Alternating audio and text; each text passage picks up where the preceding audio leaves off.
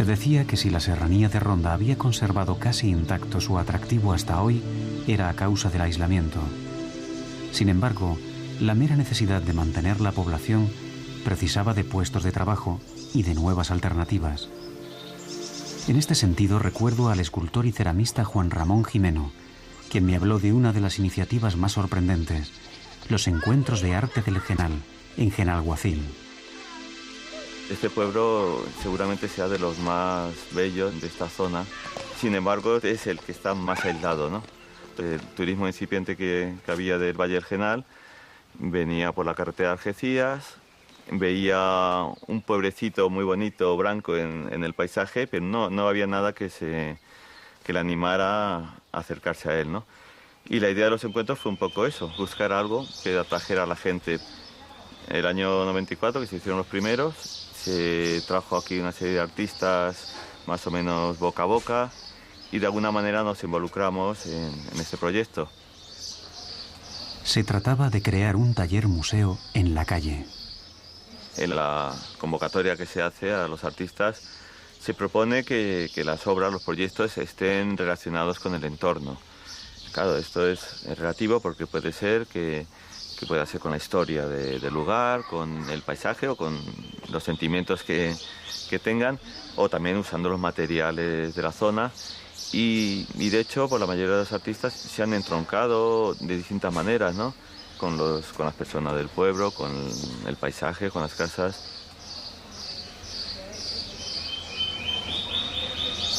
Aquí el arte está en la calle, son 15 días trabajando, donde el pintor, por ejemplo, conoce cómo trabaja el ceramista o cómo trabaja la escultura en piedra, y luego a la vez hay una tertulia, hay un contacto con la gente, y es una cosa que normalmente el artista no tiene en su estudio, ¿no? Desde luego que no.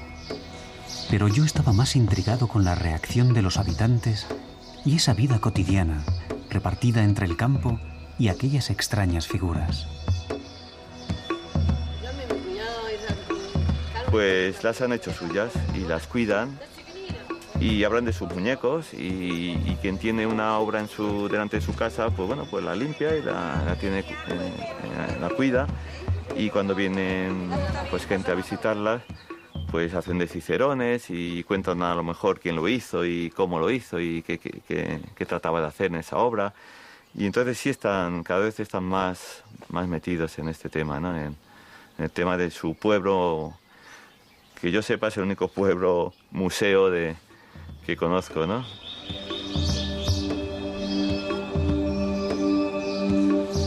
Tras despedirme de Juan Ramón, caminé sin rumbo fijo y sin prisa por las callecitas blancas de Genalguacil, entre el rumor de las fuentes, el sonido de los pájaros, los gritos alegres de los críos jugando por todas partes y las sorprendentes propuestas artísticas que parecían salir a mi encuentro esquina tras esquina.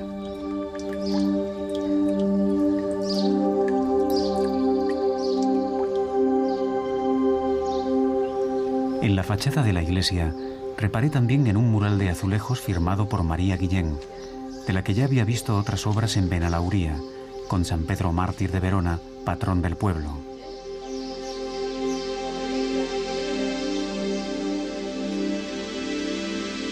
Aunque reformada en el siglo XVIII, la iglesia original pertenecía curiosamente al XVI, de cuando, según cuenta Vicente Téllez Sánchez, cronista de la Serranía, se refugiaron entre sus paredes los cristianos durante la revuelta de 1570, donde fueron quemados por la población morisca.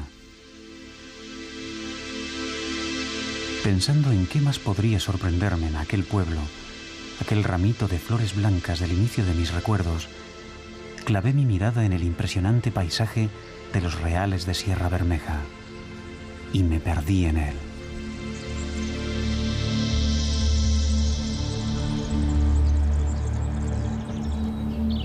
Para llegar a Benarrabá hay que dar un rodeo al Monte Porón, por una carretera que se abre entre viejos alcornoques, encinas y castaños que se pierden al fondo del valle.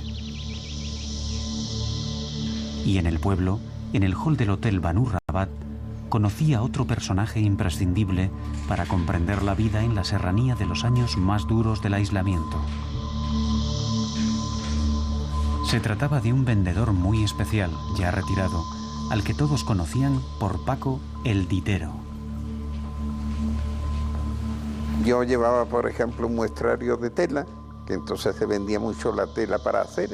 Había modistas en los pueblos que se hacían las fardas, se hacían los pantalones, se hacían hasta los sujetadores, se los hacían por aquí. Y no había tienda, nada más tienda de comestibles, y una persona pues tenía que ir a Ronda a comprarlo.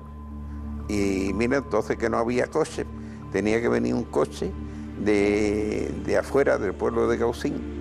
Venía 2 veces en semana para ir un viaje a Ronda. Mira lo que solucionaba ahí, un viaje a Ronda, con coches muy malos, de estos americanos viejos que se averiaban y todo eso.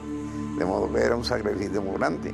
Y así se luchó, porque como entonces los pueblos había tanta escasez de todo, por lo mismo pedían una prenda de confección, que te pedían unos zapatos, que te pedían una porcelana, y se había que ir luchando. Y esto lo vendimos nosotros y por eso era el nombre de Ditero, porque se cobraba todos los días. Pero yo lo ponía por semana, iba por 2 semanas, ya no le ponía fijo, ya me daban lo que querían, ya se hicieron amigos. Y después de 47 años, ahora voy ya a visitarlo y sigue siendo amigos todos. Y así fue como conocí a Paco el Ditero.